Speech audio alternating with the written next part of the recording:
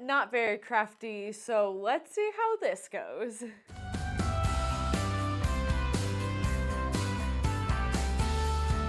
Hello, welcome back to Read and Roam. I'm your host, Caitlin, and we are switching it up for today's video because we're about to get crafty. Last month, I roamed to my local library to pick up one of their take-home workshops, and the take-home workshop for the month of August was tinted glass. And that is what we'll be making for today's video. In this take-home workshop bag, it includes mostly everything that you need to complete the craft. Sometimes they ask for items that you may have at home to complete it. And it also includes a link that you can type up and put into your browser to follow along with the step-by-step instructions. I'll be leaving the link to the video in the description box down below in case you want to follow along with my video and also their video if you want to attempt to recreate this craft at home. So let's get started with our craft. Hopefully it will be simple and easy enough for me to complete as a girl who isn't that crafty.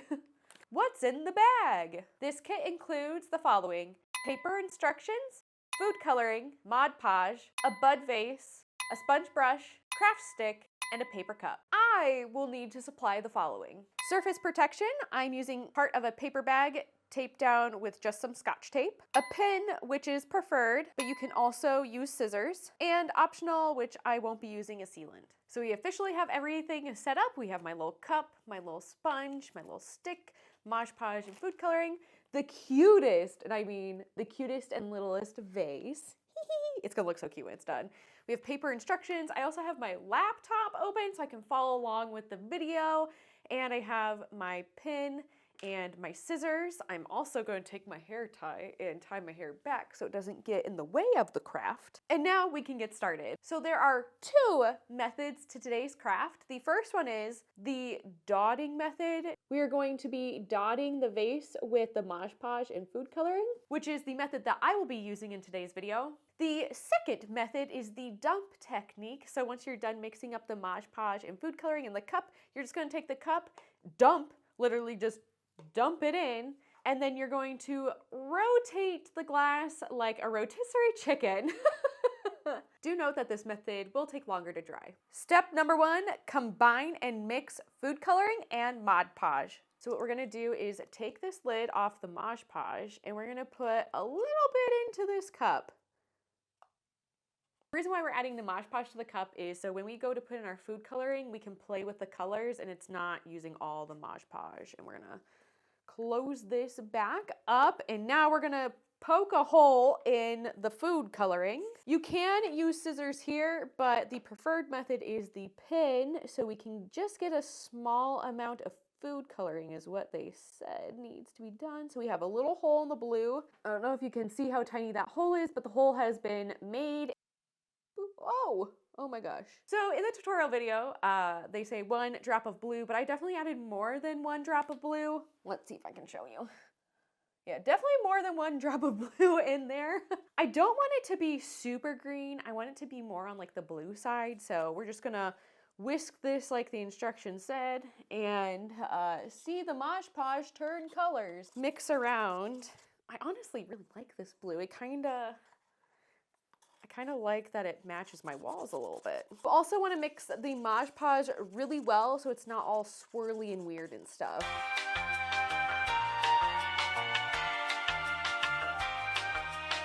It also comes with yellow food dye to make it more of that sea glassy type. I really like this blue and I don't want to change it, but I am going to change it for this craft. I do want like a little bit of a green tint, so we're going to pop the teensiest of holes in this. Whoop, there we go. And we're gonna add the tiniest of yellow food dye to this.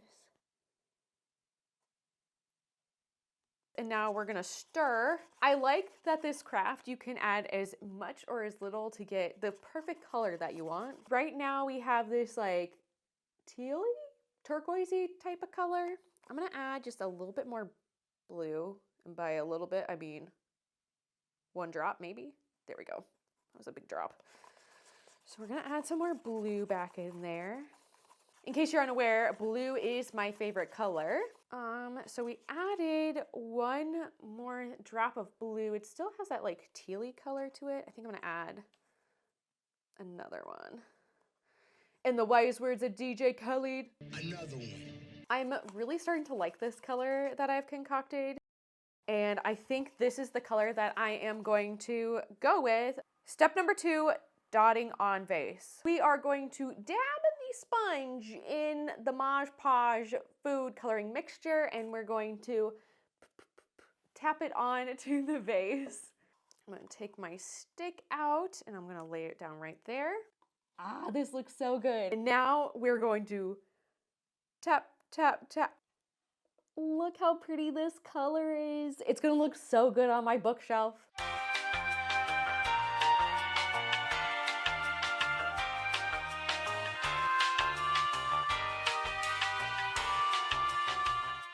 Oh my goodness, this is so much fun. I'm having so much fun, and it's like a craft that I definitely feel confident doing. And I'm like, I could do this again. Like, this is actually pretty darn easy.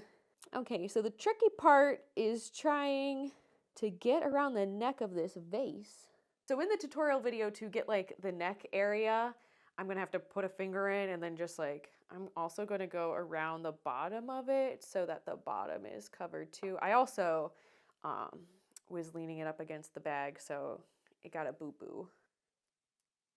Oh my goodness. This is like the most, this is like the most trickiest thing I've done. So I'm gonna rotate it like that and hopefully not bump it too much. So we're gonna do it like that. I wanna make sure the top is done too. So I'm just gonna pat around the top of the vase.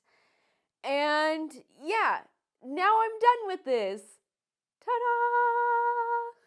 Now that my vase is looking complete, I'm gonna have to wait 24 hours to dry to see if I want to come back and add on another layer of Mod Podge or not, if this is good enough. I also have to wash off my brush, and if I want to come back tomorrow and do this, instead of trying to match the color, I can just cover this with plastic wrap. I don't have plastic wrap, so I might have to use like a Ziploc bag and see how that holds up. So I guess I'm gonna go clean up real quick, and I'll see you in 24 hours.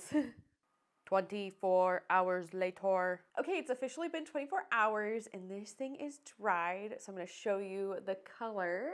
And here's the color it turned out. It's more of a green that I want to be. So I'm gonna take my extra Mod Podge here. We're gonna open it up. So I do have my other little cup of Mod Podge downstairs in a Ziploc bag. However, it's a little too green for my liking. So I'm just gonna take this Mod Podge right here. I'm gonna put some blue in it.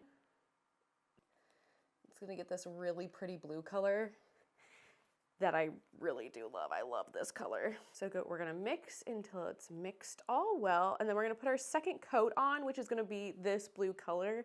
And I'm very intrigued to see what it's gonna look like tomorrow after 24 hours of drying.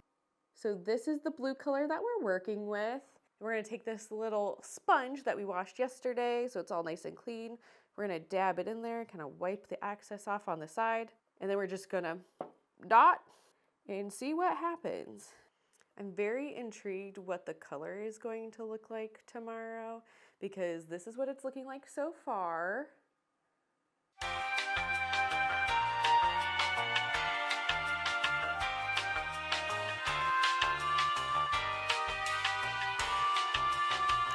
I'm very excited to see how this is going to turn out, with the first layer being one color and now this layer being a blue color. So I will come back in 24 hours to show you the final product. 24 more hours later.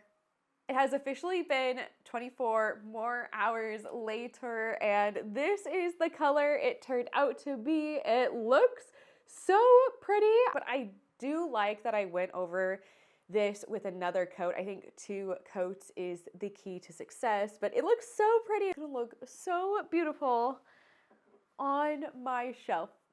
I really love and enjoy this. This was so easy to do. It wasn't even all that time consuming. Like, went to my library, picked up the kit, I sat down, watched the YouTube tutorial video first, then got everything out of the kit, and then I made this video. And like, the longest part was the whole 24 hours or 48 hours for it to dry. But overall, I think it was fantastic. I think it looks perfect. and it was such a fun, easy craft, and I can officially say that I successfully did the library kit craft. Yay! Anyways, that's going to be it for today's video. Let me know in the comment section down below if I should do more library craft kits in the near future. And also let me know if you're gonna attempt to do this craft as well. Anyways, don't forget to hit like and subscribe, and I will see you next time for a new bookish video.